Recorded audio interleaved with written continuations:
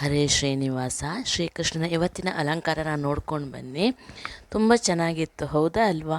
ಆನಂತರ ಮುಖ್ಯ ಪ್ರಾಣ ಭೋಜನ ಶಾಲೆ ಆಂಜನೇಯ ದೇವರು, ಚಂದ್ರಶಾಲೆ ಆಂಜನೇಯ ದೇವರು. ಶನಿವಾರ ಅಲ್ವಾ, ಇವತ್ತು ತುಂಬ ಚೆಂದ ಅಲಂಕಾರ ಮಾಡಿದರು, ಯಂತ್ರೋದ್ಧಾರಕ ಆಂಜನೇಯನಂದು. ಆನಂತರ ಇವತ್ತು ಬೆಳಗ್ಗೆ ಕೃಷ್ಣ ಮಠಕ್ಕೆ ಆಹ್ವಾನಿಸಿದರು ಯಾರನ್ನ, ಮಂತ್ರಾಲಯ ಶ್ರೀಗಳನ್ನು. ಅವರು ಬಂದು ತಮ್ಮ ಪೂಜೆಗಳನ್ನು ನೆರವೇರಿಸಿದ್ರು. ಅದು ಫೋಟೋಸನ್ನೆಲ್ಲ ಕೆಲವು ಹಾಕ್ತಾಯಿದ್ದೀನಿ. ಆನಂತರ ವೀಡಿಯೋಸು ಭಾಗವತ ಸಪ್ತಾಹದಲ್ಲಿ ಕಾಣಿಯೂರು ಮಠಕ್ಕೆ ಮಂತ್ರಾಲಯ ಸ್ವಾಮಿಗಳು ಬಂದಾಗ ಅದನ್ನೆಲ್ಲ ಫೋಟೋ ಹಾಕಿರ್ತೀನಿ, ನೋಡ್ಕೊಂಡು ಬನ್ನಿ. ನಾನಿವತ್ತು ಜಾಸ್ತಿ ಮಾತಾಡಲ್ಲ, ಮನೆಯದ್ದು ಏನೂ ಹಾಕೋದಿಲ್ಲ, ಬರೀ ಕೃಷ್ಣ ಮಠ, ಕಾಣಿಯೂರು ಮಠ ಮತ್ತು ಭಾಗವತ ಪ್ರವಚನ ಅದು ನೋಡ್ತಾ ಇರ್ಬೋದು ನೀವು. ಅವರು ಚಂದ್ರಮೌಳೇಶ್ವರ ದೇವಸ್ಥಾನಕ್ಕೆ, ಅನಂತೇಶ್ವರಕ್ಕೆ, ಸುಬ್ರಹ್ಮಣ್ಯ ಗುಡಿಗೆ ಎಲ್ಲಕ್ಕೂ ಹೋಗಿದ್ದರು ಸ್ವಾಮೀಜಿಯವರು. ವಾಟ್ಸಪ್ಪಲ್ಲಿ ಅದೇ ಸಂದೀಪ್ ಕಾರಂತ್ ಅನ್ನೋರು ಕಳಿಸಿದ ಆ ಫೋಟೋಸನ್ನೆಲ್ಲ ಹಾಕ್ತಾಯಿದ್ದೀನಿ, ನೋಡ್ಬೋದು. ಚಂದ್ರಶಾಲೆಯಲ್ಲಿ ನಡೆದಂತಹ ಪೂಜೆ ಇದು. ಇದು ಅನಂತೇಶ್ವರ ಸನ್ನಿಧಿಯಲ್ಲಿ ಮಧ್ವಾಚಾರ್ಯರಿಗೆ ಪೂಜೆ ಮಾಡಿರುವಂಥದ್ದು. ನೋಡ್ಬೋದು ಇಲ್ಲಿ ಮೂಲರಾಮದೇವರ ಪೂಜೆ ಎಲ್ಲ ನೋಡ್ಕೊಂಡು ಬನ್ನಿ. ಆಮೇಲೆ ಪರ್ಯಾಯ ಶ್ರೀಗಳಿಗೆ ಪ್ರಸಾದವನ್ನು ಕೊಡುವುದನ್ನು ನೀವು ಕಾಣ್ಬೋದಲ್ಲಿ. ಮಂಗಳಾರತಿ ಎಲ್ಲನೂ ನೋಡ್ಕೊಂಡು ಬನ್ನಿ, ಆಯಿತಾ?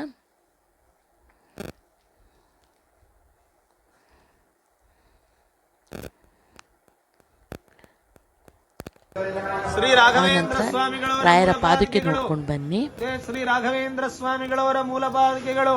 ಶ್ರೀಮದೋ ರಾಘವೇಂದ್ರಸ್ಯ ನಮಾಮಿ ಪದಮಂಗಲೇ ಕಾಮಿದಾರೇನ ಕಲ್ಯಾಣ. ವಿಡಿಯೋ ಇಷ್ಟ ಆದರೆ ಸಬ್ಸ್ಕ್ರೈಬ್ ಮಾಡ್ಕೊಂಡು ನೋಡಿ, ಆಯಿತಾ? Thank you.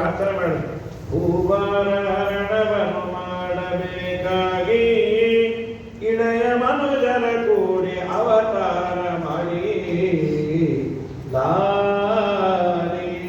ಈಗೇನು ಲಾಲಿ ಅಲ್ಲ, ಮಗುವನ್ನ ತೂಗಬೇಕಾಗಿದೆಲ್ಲ ಹೇಳೋರು ಮನೆಯಲ್ಲಿ, ಅದಕ್ಕೆ ಗೊತ್ತಿರೋರು. ನಾನು ನೋಡಿಲ್ಲ, ಇದುವರೆಗೂ ಹಾಡು ನೋಡಿಲ್ಲ.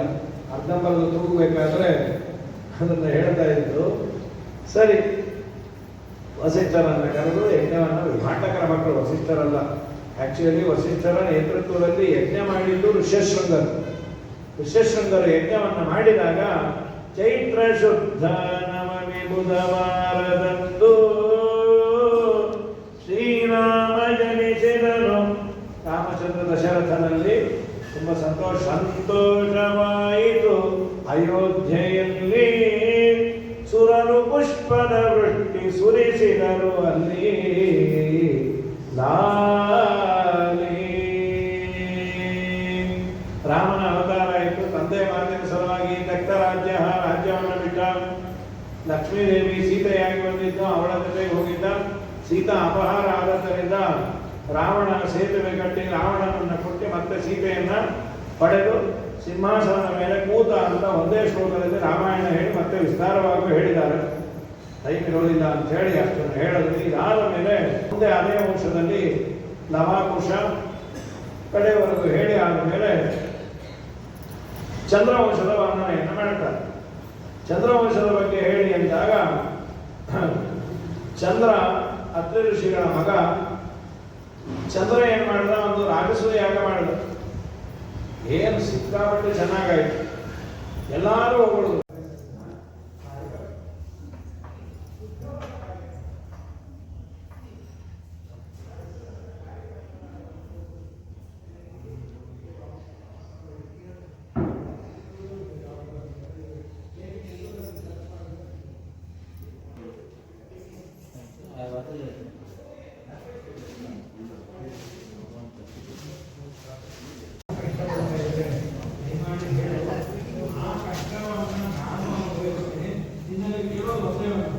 ಜಗತ್ತಿನಲ್ಲಿ ಯಾರೇ ಕಷ್ಟಪಟ್ಟರು ಅವರ ಕಷ್ಟವನ್ನು ನಾನು ಉಣ್ಣುವಂತಹ ಯೋಗ್ಯತೆ ನನಗೆ ಸಾಕು.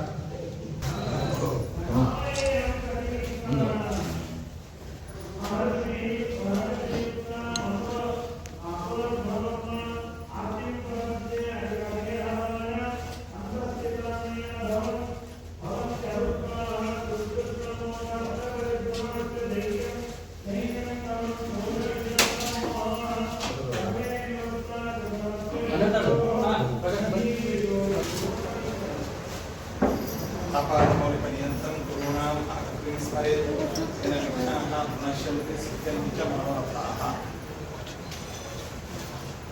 ನಮ್ಮ ಮತಸ್ಥಾಪನಾಚಾರ್ಯರಾದ ಶ್ರೀ ಶ್ರೀಮದ್ ಆಚಾರ್ಯರ ಮುಖ್ಯ ಕಾರ್ಯಕ್ಷೇತ್ರ ಉಡುಪಿಯ ದಿವ್ಯ ಸನ್ನಿಧಾನ. ಶ್ರೀಮದ್ ಆಚಾರ್ಯರು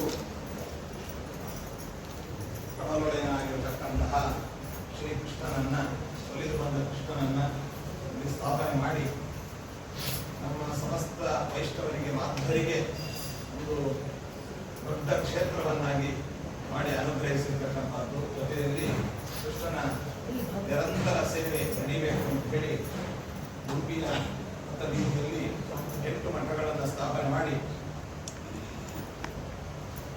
ಅನುಗ್ರಹ ಮಾಡಿರುವಂತಹದ್ದು. ಅದರಲ್ಲಿ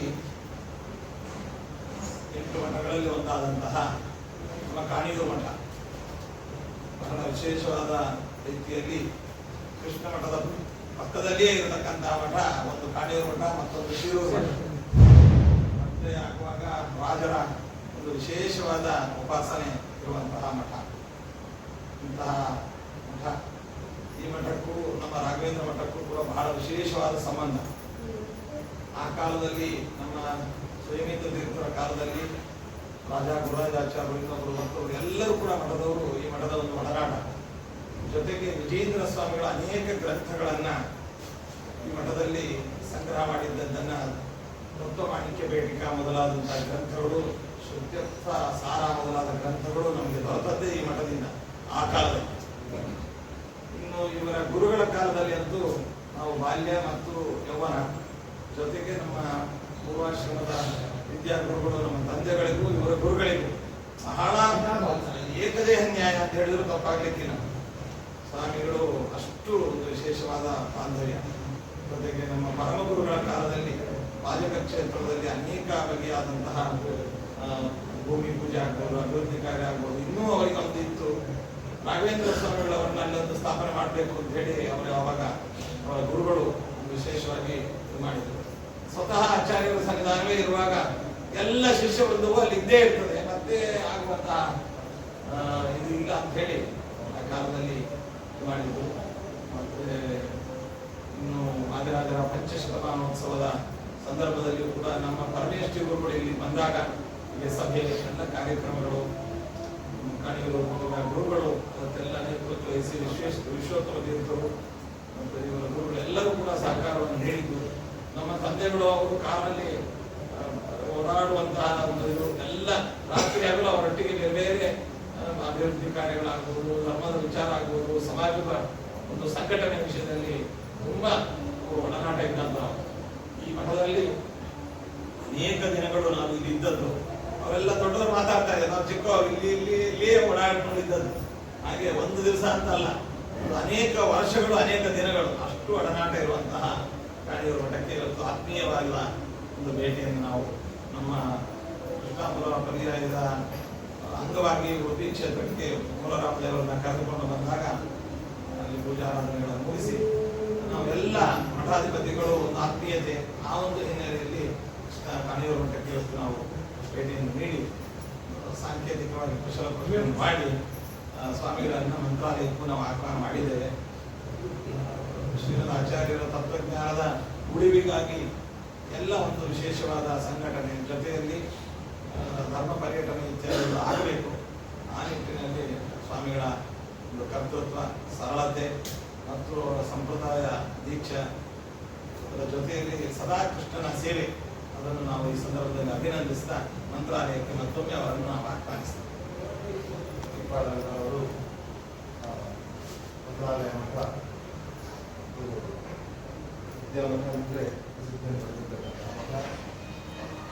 ರಾಘವೇಂದ್ರ ಸ್ವಾಮಿಗಳು ನಮ್ಮೆಲ್ಲರಿಗೂ ಸಹಿತ ವಿಶೇಷ ಅನುಗ್ರಹ ಮಾಡಿರ್ತಕ್ಕಂತಹ ವಿದ್ಯಾವಾಗಿರ್ತಕ್ಕಂತಹ ಮಠ. ರಾಘವೇಂದ್ರ ಸ್ವಾಮಿಗಳ ಪರಿಮಳ ತಂದೆ ಇರೋದ್ರಿಂದ ನ್ಯಾಯಸೂತ್ರ ಗ್ರಂಥದ ಅರ್ಥವನ್ನು ನಾವು ತಿಳ್ಕೊಳ್ಳೋಕ್ಕೆ ಸಾಧ್ಯವಾಗಿದೆ. ಅಂತ ಉತ್ತಮವಾಗಿರ್ತಕ್ಕಂಥ ವ್ಯಾಖ್ಯಾನವನ್ನು ಬರೆದಿರ್ತಕ್ಕಂತಹ ರಾಯರ ಪ್ರಮಾಣದ ಪಾತ್ರರಾಗಿರ್ತಕ್ಕಂಥ ಶ್ರೀಪಾದಂಗಳವರು ಅವರು ನಮ್ಮ ಕಾಣಿಯೂರು ಮಠಕ್ಕೂ ರಾಘವೇಂದ್ರ ಮಠಕ್ಕೂ ಅವಿನಾಭಾವ ಸಂಬಂಧದವರೇ ಹೇಳಿದ್ದಾರೆ. ನಮ್ಮ ಗುರುಗಳು ಏನು ಕಷ್ಟ ಬಂದರೂ ಸರಿ ಮೊದಲು ಹೋಗಿ ರಾಘವೇಂದ್ರ ಮಠಕ್ಕೆ ರಾಯರ ಸಂಧಾನಕ್ಕೆ ಹೋಗ್ತಾ ಇದ್ದಾರೆ. ರಾಯರ ಸಂಧಾನಕ್ಕೆ ಹೋಗಿ ಒಂದು ಪ್ರಾರ್ಥನೆ ಮಾಡಿ ವಿಶೇಷವಾಗಿ ಅನುಗ್ರಹವನ್ನು ಪಡೆದು ಯಾವ ಹೇಳ್ತಾ ಇದ್ರು ಯಶಸ್ವಿ ಕಾರಣ ತಿರುಪತಿ ತಿಮ್ಮಪ್ಪ ಒಂದು ನಾರಾಯಣ ಸ್ವಾಮಿ ಗುರುಗಳು ಅಂತ ಹೇಳಿ ಈ ತರಹವಾಗಿ ಅವರು ಯಾವಾಗಲೂ ಈ ಮಾತನ್ನು ಹೇಳ್ತಾ ಇದ್ರು. ಅಂತಹ ನಮ್ಮ ಗುರುಗಳ ವಿಶೇಷವಾದ ಅಭಿಮಾನ ಪತ್ರ ಗಿರಿಯಾಚಾರ್ಯ ಇವರು ಶ್ರೀಪಾದರು ಪೂರ್ವಾಶ್ರಮದ ಶ್ರೀಪಾದರು ಪುತ್ರಗಳಾಗಿದ್ದಾರೆ. ವಿಶೇಷವಾಗಿ ನಮ್ಮ ಗುರುಗಳ ಜೊತೆಗೇನೆ ಅವರು ಹೆಚ್ಚು ಕಾಲ ಮಾತಾಡ್ತಾ ಇದ್ರು. ಒಂದು ಪಾಜಕಕ್ಕೆ ಬಂದು ಭೇಟಿಯಾಗಿದ್ದು ದುರ್ಗದಲ್ಲಿ ಭೇಟಿಯಾಗ್ತದೆ. ಈ ತರಹವಾಗಿ ಅನ್ಯೋನ್ಯವರ ಸಂಬಂಧ ಬಿಡುವಿತ್ತು. ಅದೇ ತರಹವಾಗಿ ಶ್ರೀಪಾದರು ಸಹಿತ ಯಾವಾಗಲೂ ನಮ್ಮನ್ನು ಭೇಟಿಯಾದಾಗಲೂ ಸಹಿತ ಬಹಳ ನೆನಪಿದೆ. ಕೊರೋನಾ ಸಂದರ್ಭದಲ್ಲಿ ಅವರು ನಮಗೆ ಒಂದು ದೂರವಾಣಿ ಮಾಡಿ ಏನಾದರೂ ಕಷ್ಟ ಆಗಿ ನಮಗೆ ಫೋನ್ ಮಾಡಿ ಅಂತ ಒಂದು ಮಾತಾಡೋದಿದ್ರು. ಅದು ಗೊತ್ತಾಗ್ತದೆ ಅವರಿಗೆ ಎಷ್ಟೊಂದು ಕಾಳಜಿ ಇದೆ ಮಕ್ಕಳಗಳ ಬಗ್ಗೆ ಎಂಬ ಒಂದು ಅಭಿಪ್ರಾಯ ನಮಗೆ ಯಾವಾಗ ಗೊತ್ತಾಯಿತು. ಆ ಶ್ರೀಪಾದಂಗಳವರು ಯಾವಾಗಲೂ ಸಹಿತ ನಮಗೆ ಕೆಲವು ಸಂದರ್ಭ ಫೋನ್ ಮಾಡಿ ನಮಗೆ ಯಾವಾಗಲೂ ಒಂದು ಧೈರ್ಯವನ್ನು ಕೊಡ್ತಾ ಇರ್ತಾರೆ, ವಿಶೇಷ ಅಭಿಮಾನ ತೋರಿಸ್ತಾ ಇರ್ತಾರೆ. ಅವರ ಒಂದು ಅಭಿಮಾನಕ್ಕೆ ನಾವು ಅನುಗಳಾಗಿದ್ದೇವೆ. ಶ್ರೀಪಾದಂಗಳವರು ಮತ್ತಷ್ಟು ಏನು ತಯಾರು ಮಾಡಿದೆ ನಾವು. ಶ್ರೀಪಾದಂಗಳವರು ಅವರ ಒಂದು ದೊಡ್ಡ ಒಂದು ಸಂಸ್ಥಾನ ನಾವು ಮರ್ಯಾದೆ ಭಾಳ ಸಣ್ಣದಾಗಿದೆ. ಶ್ರೀಪಾದಂಗಳವರು ಸ್ವೀಕಾರ ಮಾಡಿ ಮತ್ತೆ ನಮ್ಮ ಮಠಕ್ಕೆ ಬರ್ತಾ ಇರಬೇಕು. ಶ್ರೀಪಾದಂಗಳವರ ಅಭಿಮಾನ ಹೀಗೆ ನಿರಂತರ ಇರಬೇಕು ಅನ್ನೋ ಸಂದರ್ಭದಲ್ಲಿ ನಾವು ಅವರಲ್ಲಿ ವಿಶೇಷವಾಗಿ ಹೇಳ್ತಾ ಅವರನ್ನು ಅಭಿನಂದಿಸ್ತಾ ಇದ್ದೇವೆ. ನಾವು ಸಹಿತ ಈ ಎದ್ದ ಮೇಲೆ ಮಂತ್ರಾಲಯಕ್ಕೆ ಬರ್ತಾ ಇದ್ದೇವೆ.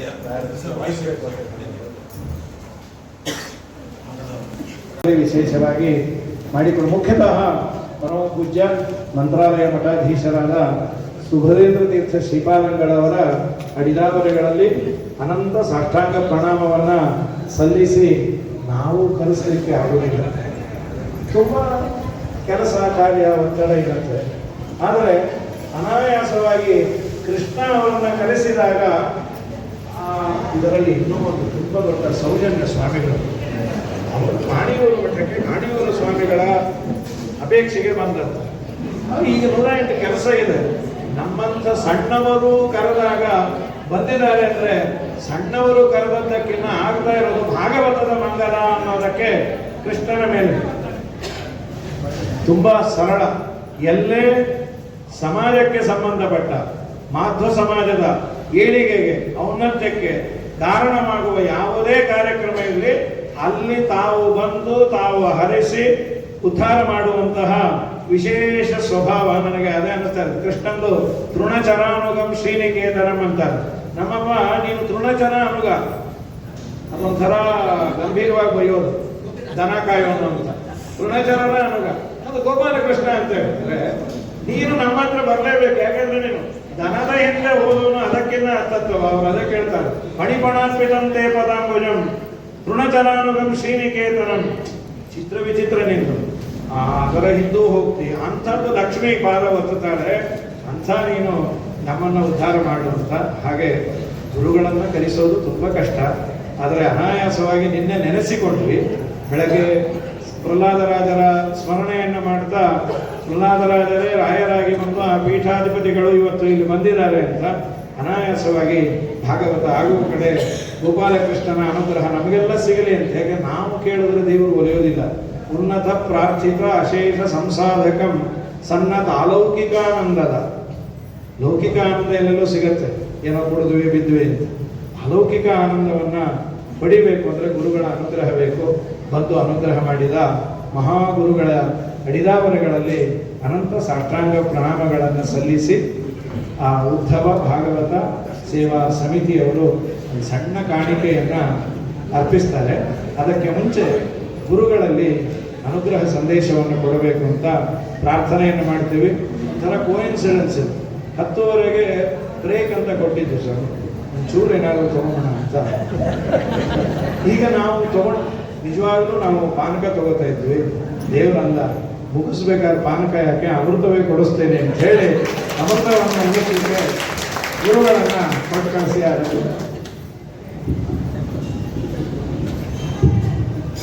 ಶ್ರೀ ಗುರುಭ್ಯೋ ನಮಃ. ಹರಿ ಓಂ. व्यासाय भवनाशाय श्रीशाय गुणराशये हृद्याय शुद्धविद्याय मध्वाय च नमो नमः। तपो विद्या विरक्त्यादि सद्गुणौघाकरानहं वादिराज गुरून् वन्दे हयग्रीव पदाश्रयान्। पूज्याय राघवेन्द्राय सत्यधर्म रताय च भजतां कल्पवृक्षाय नमतां कामधेनवे। सर्वेपि सुखिनः सन्तु सर्वे सन्तु निरामयाः सर्वे ಭದ್ರಾಣಿ ಪಶ್ಯಂತು ಸರ್ವೇ ಸುಗುಣಶಾಲಿನಃ. ನಾವೆಲ್ಲ ಗೋವಿಂದನ ಕ್ಷೇತ್ರದಲ್ಲಿದ್ದೇವೆ. ನಮ್ಮ ಕಲ್ಲಾಪುರಾಚಾರ್ಯರು ದನಕ್ಕೆ ಒಲಿದಂತಹ ಗೋವಿಗೆ ಒಲಿದಂತಹ ಭಗವಂತ ನಮಗೆ ಒಲಿದೇ ಇರ್ತಾನ ಅಂತ.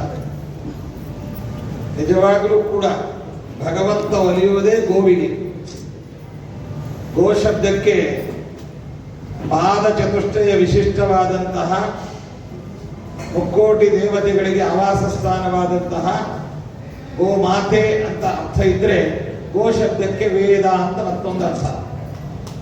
ಹಾಗಾಗಿ ಭಗವಂತ ಒಲಿಯೋದು ಯಾವುದಕ್ಕೆ ಅಂತಂದ್ರೆ ಗೋವಿಗೆ ಮಾತ್ರ ಒಲಿತಾನೆ.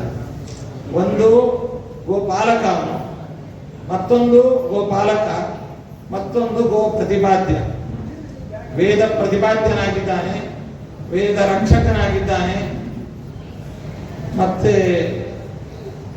ಅಪಹೃತವಾದಂತಹ ವೇದವನ್ನ ತಂದು ಒದಗಿಸಿದಂತಹ ಗೋ ರಕ್ಷಕನಾಗಿದ್ದಾನೆ, ಗೋಪಾಲಕನಾಗಿದ್ದಾನೆ. ಪ್ರಸಿದ್ಧವಾದ ಏನು ಗೋವಿದೆ ಆ ಗೋವನ್ನ ಅವನು ರಕ್ಷಣೆ ಮಾಡುವಂತವನು. ಹೀಗಾಗಿ ದನಕ್ಕೆ ಗೋವಿಗೆ ಒಲಿಯುವವನೇ ಗೋವಿಂದನಾದ್ದರಿಂದ ನಾವೆಲ್ಲರೂ ಗೋವನ್ನು ಆಶ್ರಯಿಸಿ ಇದ್ದವರು, ಗೋವನ್ನು ಪೂಜಿಸುವವರು, ಗೋವನ್ನು ಅನುಸಂಧಾನ ಮಾಡುವವರು, ಗೋವಿನ ಮೂಲಕ ಭಗವಂತನನ್ನು ತಿಳಿಯುವವರು. ಆದ್ದರಿಂದ ನೇಂದ್ರಿಯಾಣಿ ನಾನುಮಾನಂ ವೇದಾಖ್ಯೇವೈನಂ ವೇದಯಂತಿ ಎಂಬುದಾಗಿ ಹೇಳಿದಂತೆ ಭಗವಂತನನ್ನ ಕಣ್ಣುಗಳಿಂದ ಅನುಮಾನಗಳಿಂದ ಇಂದ್ರಿಯ ಪ್ರತ್ಯಕ್ಷದಿಂದ ನಾವು ತಿಳಿಯಲಿಕ್ಕೆ ಸಾಧ್ಯವಿಲ್ಲ. ಆದ್ದರಿಂದ ವೇದಾಖ್ಯೇವೈನಂ ವೇದಯಂತಿ, ಭಗವಂತನನ್ನು ನಾವು ತಿಳಿಯಲಿಕ್ಕೆ, ನಮಗೆ ತಿಳಿಸಲಿಕ್ಕೆ ಒಂದು ವಿಶಿಷ್ಟವಾದ ಮಾಧ್ಯಮ, ಅದು ಅಪೌರುಷೇಯವಾದ ವೇದವಾನ್ಮಯ. ಅದರಿಂದ ಅದನ್ನು ಗೋವು ಎಂದು ಕರೆದಿದ್ದಾರೆ. ಅಂತಹ ಗೋವು ಒಲಿದರೆ, ಗೋವಿಗೆ ಒಲಿದರೆ, ಗೋವು ಒಲಿದರೆ ಆ ಪರಮಾತ್ಮ ನಮ್ಮನ್ನು ಅನುಗ್ರಹಿಸ್ತಾನೆ ಅಂತ. ಗೋವು ಒಲಿದರೆ ಅಂತಂದ್ರೆ ಮತ್ತೊಂದು ಅರ್ಥ, ವೇದ, ಗೋಮಾತೆ, ವೇದ ಪ್ರತಿಪಾದ್ಯ ಅಂತ ಒಂದಾದ್ರೆ, ಗೋವು ಒಲಿದರೆ ಗೋವಿಂದ ಒಲಿವ. ಯಾವ ಗೋವು ಅಂತಂದ್ರೆ ಕಲಿಯುಗದ ಕಾಮಧೇನುಗಳಾದಂತಹ ರಾಘವೇಂದ್ರ ಸ್ವಾಮಿಗಳವರು, ವಾದಿರಾಜಗುರು ಸಾರ್ವಭೌಮದೇವರಾದ ಮಹಾನುಭಾವರು, ಜ್ಞಾನಿಗಳು ನಮಗೆ ಅನುಗ್ರಹ ಮಾಡಿದರೆ ಗೋವಿಂದ ನಮಗೆ ಒಲಿತಾನೆ. ಹಾಗಾಗಿ ಗೋವು ಒಲಿದರೆ ಗೋವಿಂದ ನಮಗೆ ಅನುಗ್ರಹಿಸ್ತಾನೆ ಎಂಬುವಂತಹ ನಿಟ್ಟಿನಲ್ಲಿ ಏನು ಶ್ರೀಮದ್ ಆಚಾರ್ಯರ ಪ್ರಮುಖ ಕಾರ್ಯಕ್ಷೇತ್ರವಾದಂತಹ ಉಡುಪಿ ಕ್ಷೇತ್ರದಲ್ಲಿ ಆಚಾರ್ಯರು ಇಲ್ಲಿ ಕೃಷ್ಣನನ್ನು ಸ್ಥಾಪಿಸಿ 8 ಮಠಗಳನ್ನು ಸ್ಥಾಪಿಸಿ ನಮ್ಮ ಸಮಸ್ತ ಮಾಧ್ವರಿಗೆ, ವೈಷ್ಣವರಿಗೆ ಒಂದು ವಿಶಿಷ್ಟವಾದ ಕ್ಷೇತ್ರವನ್ನಾಗಿ ಮಾಡಿಕೊಂಡಿದ್ದಾರೆ. ಅಂತಹ ಕ್ಷೇತ್ರದಲ್ಲಿ ಭಾಗವತ ಪ್ರತಿಪಾದ್ಯನಾದಂತಹ ಶ್ರೀಕೃಷ್ಣನ ಸನ್ನಿಧಾನ, ಅಂತಹ ಸನ್ನಿಧಾನದಲ್ಲಿ ಭಾಗವತ ಪ್ರವಚನದ ಕಾರ್ಯಕ್ರಮ ನಡೆಯತಕ್ಕಂಥದ್ದು ನಿಜವಾಗಲೂ ಕೂಡ ಹರಿವಾಯುಗಳು ಮೆಚ್ಚುವ ಒಂದು ಕಾರ್ಯಕ್ರಮ. ಆ ಒಂದು ಕಾರ್ಯಕ್ರಮದಲ್ಲಿ ನಾವು ಕಾಣಿಯೂರು ಮಠಕ್ಕೆ ಬಂದದ್ದು ಹೌದು, ಉಡುಪಿ ಕೃಷ್ಣ ಮಠಕ್ಕೆ ಬಂದದ್ದು ಹೌದು, ಭಾಗವತ ಪ್ರವಚನಕ್ಕೂ ಬಂದದ್ದು ಹೌದು. ಯಾಕೆ ಅನಾಹುತ ಅಧರ್ಮ ಗಚ್ಚೇತ ಅಂತ ಯಜ್ಞ ಯಾಗಾದಿ ಸತ್ಕಾರ್ಯಗಳು ಎಲ್ಲಿ ನಡೀತದೆ, ಭಗವಂತನ ಗುಣಗಾನ ಎಲ್ಲಿ ನಡೀತದೆ, ಅಲ್ಲಿ ಕರೆಯದೇ ಇದ್ರು ಆಹ್ವಾನ ಇಲ್ಲದೆ ಇದ್ರು ಹೋಗಲೇಬೇಕು ಅಂತ. ಎಲ್ಲಿ ಕೆಟ್ಟ ಕಾರ್ಯ ನಡೀತದೆ ಅಲ್ಲಿ ಕರೆದರೂ ಹೋಗಬಾರ್ದು. ಹಾಗಾಗಿ ಭಾಗವತ ಅದು ಪುರಾಣ ರಾಜ. ಅರ್ಥೋಯಂ ಬ್ರಹ್ಮಸೂತ್ರಾಣ ಭಾರತಾರ್ಥ ವಿನಿರ್ಣಯ ಗಾಯತ್ರಿ ಭಾಷ್ಯ ರೂಪೋಸೋ ವೇದಾರ್ಥ ಪರಿಬ್ರಹ್ಮಿತ ಎಂಬುದಾಗಿ ಹೇಳಿದಂತೆ ವೇದಾರ್ಥದ ಸಾರ ಸರ್ವಸ್ವ ಅದು ಶ್ರೀಮದ್ ಭಾಗವತ. ಅದಕ್ಕೋಸ್ಕರವಾಗಿ ಭಾಗವತವನ್ನ ಬರೀ ಪುರಾಣ ಅಂತ ಕರೆಯಲಿಲ್ಲ, ಶ್ರೀಮದ್ ಭಾಗವತಂ ಅದನ್ನ ಶಾಸ್ತ್ರ ಅಂತ ಕರೆದಿದ್ದಾರೆ. ಅಂತಹ ಭಾಗವತ ಪ್ರತಿಪಾದ್ಯನಾದ ಶ್ರೀಕೃಷ್ಣನ ಸನ್ನಿಧಾನದಲ್ಲಿ ನಮ್ಮವರೇ ಆದಂತಹ ಒಳ್ಳೆ ವಾಗ್ಮಿಗಳು ಸಾವಿರಾರು ಪ್ರವಚನಗಳನ್ನ ಮಾಧ್ಯಮದ ಮೂಲಕವಾಗಿ ಯೂಟ್ಯೂಬ್ ಅಥವಾ ಇನ್ನು ಫೇಸ್ಬುಕ್ ಇತ್ಯಾದಿಗಳ ಮೂಲಕವಾಗಿ ಎಲ್ಲರ ಜನಮನವನ್ನು ಮುಟ್ಟುವಂತಹ ಒಂದು ವಿಶಿಷ್ಟ ಸಾಧನೆಯನ್ನು ಮಾಡಿದಂತಹ ವಿದ್ವಾನ್ ಕಲ್ಲಾಪುರ ಪೌಮಾನಾಚಾರ್ಯರು ನಮಗೆ ತುಂಬಾ ಆತ್ಮೀಯ ಒಂದು ಅಭಿಮಾನಿಗಳಾಗಿದ್ದಾರೆ. ಜೊತೆಗೆ ಅವರ ತಂದೆಗಳು ಅನೇಕ ವರ್ಷಗಳ ಕಾಲ ಮಂತ್ರಾಲಯದಲ್ಲಿ ಆಚಾರ್ಯರ ವೆಂಕೋಬಾಚಾರ್ಯರಲ್ಲಿದ್ದು ಅಧ್ಯಯನವನ್ನು ಮಾಡಿದವರು, ರಾಯರ ಸೇವೆಯನ್ನು ಮಾಡಿದವರು. ಹಾಗಾಗಿ ಅಂತಹ ಅವರ ಸಂತತಿಯಾಗಿ ಒಳ್ಳೆ ವಾಗ್ಮಿಗಳು, ಸುಶ್ರಾವ್ಯವಾಗಿ ಭಾಗವತಾದಿ ಗ್ರಂಥಗಳನ್ನು ಪ್ರವಚನ ಮಾಡುವಂತಹ ವಿದ್ವಾಂಸರು. ಜೊತೆಗೆ ರಾಯರ ಗುರುಗುಣಸ್ತವನ, ರಾಘವೇಂದ್ರ ವಿಜಯ ಮೊದಲಾದ ಅನೇಕ ಸ್ತೋತ್ರಗಳನ್ನ, ಸಾಹಿತ್ಯವನ್ನ ಉತ್ತಮವಾದ ರೀತಿಯಲ್ಲಿ ಅದನ್ನು ವಿವರಣೆ ಮಾಡಿರ್ತಕ್ಕಂಥವರು ನಮ್ಮ ಪವಮಾನಾಚಾರ್ಯರು. ಅವರ ಪ್ರವಚನದ ಒಂದು ಕಾರ್ಯಕ್ರಮವನ್ನ ಉದ್ಧವ ಭಾಗವತ ಸೇವಾ ಸಮಿತಿ ಅದರ ವತಿಯಿಂದ ಏರ್ಪಡಿಸಿ ಎಲ್ಲ ಸೇವಾ ಸಮಿತಿಯರು ಕೂಡ ನಮಗೆ ತುಂಬಾ ಆತ್ಮೀಯರು, ನಮಗೆ ಮಠದ ಶಿಷ್ಯರೂ ಹೌದು, ಮಠದ ಭಕ್ತರೂ ಹೌದು, ಮತ್ತೆ ನಮಗೆ ವೈಯಕ್ತಿಕವಾಗಿ ಒಡನಾಟ ಉಳ್ಳಂತವರು ಅಂತವರು ಈ ಕಾರ್ಯಕ್ರಮವನ್ನು ನಡೆಸಿದ್ದಾರೆ. ಇದು ನಿಜವಾಗಲೂ ಕೂಡ ಹರಿವಾಯುಗಳು ಇದರಿಂದ ಪ್ರೀತರಾಗಿ ಎಲ್ಲರಿಗೂ ಕೂಡ ವಿಶೇಷವಾಗಿ ಅನುಗ್ರಹಿಸಲಿ, ಆಯುರ ಆರೋಗ್ಯಗಳನ್ನು, ಜ್ಞಾನ ಮತ್ತು ವೈರಾಗ್ಯಗಳನ್ನು ನೀಡಿ ಅನುಗ್ರಹಿಸಲಿ ಎಂದು ದೇವರಲ್ಲಿ ಪ್ರಾರ್ಥಿಸ್ತಾ, ಮುಂದಿನ ವರ್ಷದ ಏನು ಪ್ರವಚನ ಕಾರ್ಯಕ್ರಮ ಬಂದೆ ತಿರುಮಲ ಕ್ಷೇತ್ರದಲ್ಲಿ ಭೂವೈಕುಂಠ ಕ್ಷೇತ್ರವಾದಂತಹ ಅಲ್ಲಿ ಖಂಡಿತವಾಗಿಯೂ ಕೂಡ ಮಠದಲ್ಲಿ ಎಲ್ಲ ವ್ಯವಸ್ಥೆ ಇದೆ. ನೀವು ಅಲ್ಲಿ ಭಾಗವತ ಪ್ರವಚನವನ್ನು ನಿರಾತಂಕವಾಗಿ ನಡೆಸಿ ಆ 9 ದಿನದಲ್ಲಿ ಒಂದು ದಿವಸ ನಾವು ಬಂದು ಹೋಗ್ತೇವೆ. ಸರ್ವೇ ಜನ ಸುಖವಾಗಿ ಸಮಸ್ತ ಮಂಗಳಾಗಿ.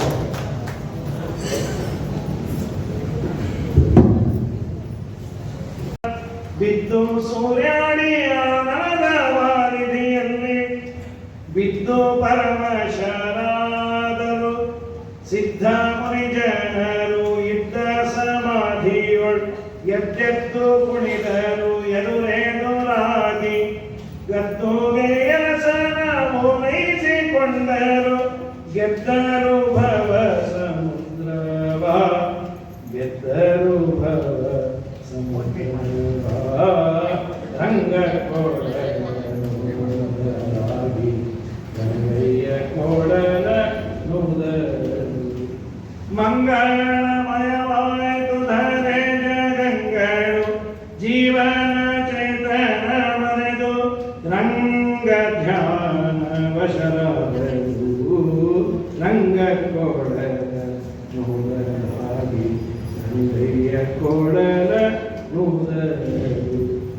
ತೀರಿದ ಮಾರುತ ಮಂದಗತಿಯಾಗೆ ಪಾಡಲೊಲ್ಲವು ಅಲಿಪುರಗಳು ತೀರಿದ ಮಾರುತ ಮಂದಗತಿಯಾಗೆ ಬಾಡಿದ ಮಾಮರ ಚಿಗುರುಡೆಯೇ ಹೇರಿಕೊಂಡವು ಜನ್ಮಕ್ಕಿ ಗಿಳಿ ಮಾತಾಡದೆ ಕಳೆಗೊಂದಿದವು ಕೋಕಿಲ ಓಡಾಟ ವೈರಾಟ ಬಿಟ್ಟು ಕಗಮೃಗ ಗಾಢ ನೇತ್ರ ವಶವಾದರು ರಂಗ ಕೋಡಲ ನೋದಲಾಗಿ ಗಂಗಯ್ಯ ಕೋಡಲ ನೋದಲು.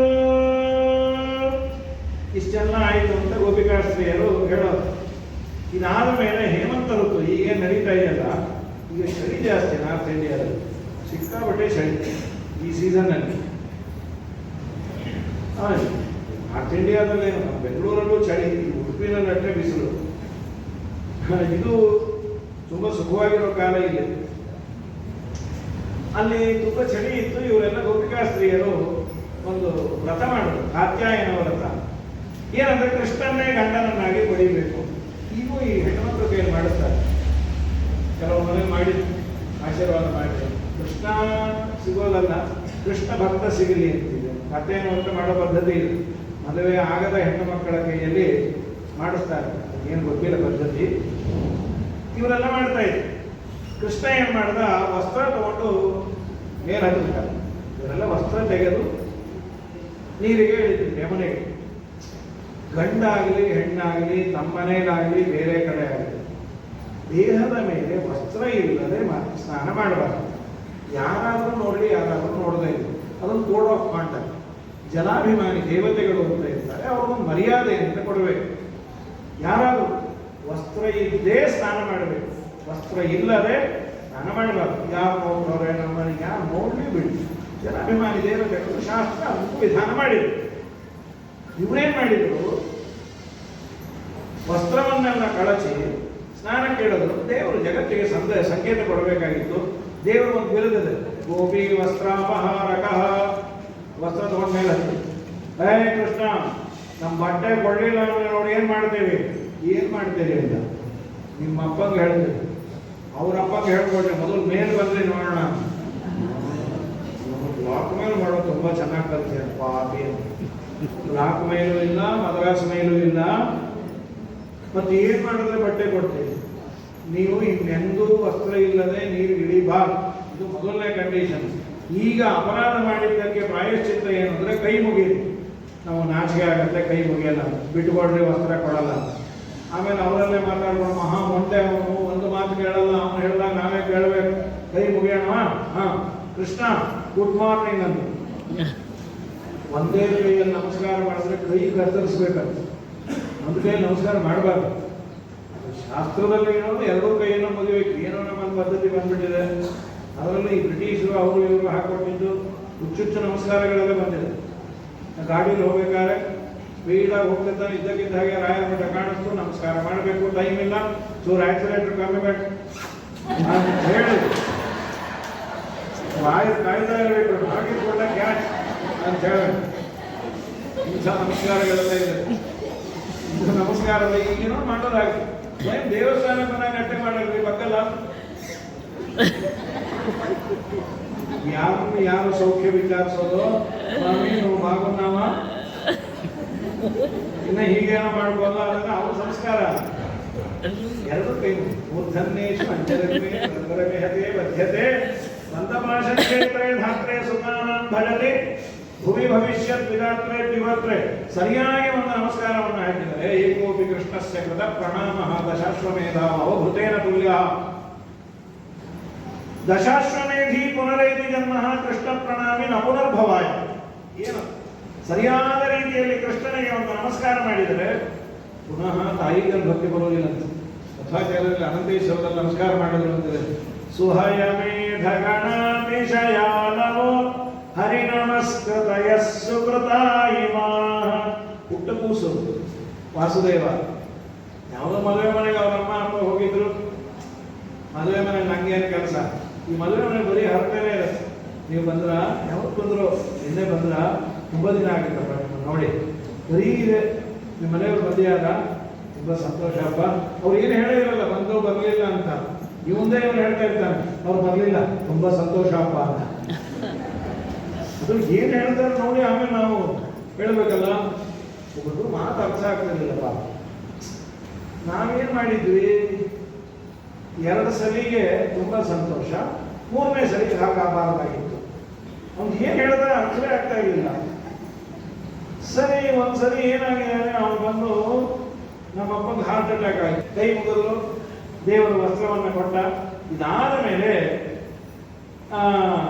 ರಾಮ ರಾಮ ಮಹಾಬಾಹೋ ಕೃಷ್ಣ ದುಷ್ಟ ನಿಬರಹಣ. ರಾಮ ಕೃಷ್ಣ ಬಂದರು, ಊಟಕ್ಕೆ ಬಂದರು. ಎಷ್ಟೊತ್ತಾಯ್ತು ಬಂದೇ ಇಲ್ಲ ಅಂದಾಗ ಸ್ವಾಗತಂತೆ ಮಹಾಭಾಗ. ಇವರೆಲ್ಲ ಪಾಪ ಇದಕ್ಕೆ ಬಂದಿದ್ರು ಆಟ ಆಡಲಿ. ಬಲರಾಮ ಕೃಷ್ಣ ಇವರೆಲ್ಲ ಕೃಷ್ಣನನ್ನ ಕೇಳಿದ್ರು. ಕೃಷ್ಣ ತುಂಬ ಹಸಿವಾಗ್ತಾ ಇದ್ರು. ಆಯ್ತು ಈಗ ಬಿಟ್ಬಿಡ್ತೇನೆ ಅಂತ ಕೃಷ್ಣ ಪುರಾಣ ಬಿಟ್ಬಿಡ್ತೇನೆ, ಎಲೆ ಹಾಕ್ತಾರೆ, ಚೆನ್ನಾಗಿ ತಗೊಳ್ತೇನೆ. ಕೃಷ್ಣ ಹಸಿವಾಗ್ತಾ ಇದೆ, ನೀವೇನು ಕಾಳಜಿ ಮಾಡಬೇಡ್ರಿ, ಇಲ್ಲೇ ಒಂದು ಯಜ್ಞಶಾಲೆ ಇದೆ, ಅಲ್ಲಿ ಹೋಗ್ರಿ, ಹೊಸ ಎಲ್ಲ ಯಜ್ಞಕ್ಕೆ ಬೇಕಾದ ಪದಾರ್ಥಗಳೆಲ್ಲ ಮಾಡಿದ್ದಾರೆ, ಕೊಡ್ತಾರೆ. ವಿಜಯಧ್ವಜ ಭಟ್ಟಾರಕರು ಇಲ್ಲೊಂದು ಬರೀತಾರೆ.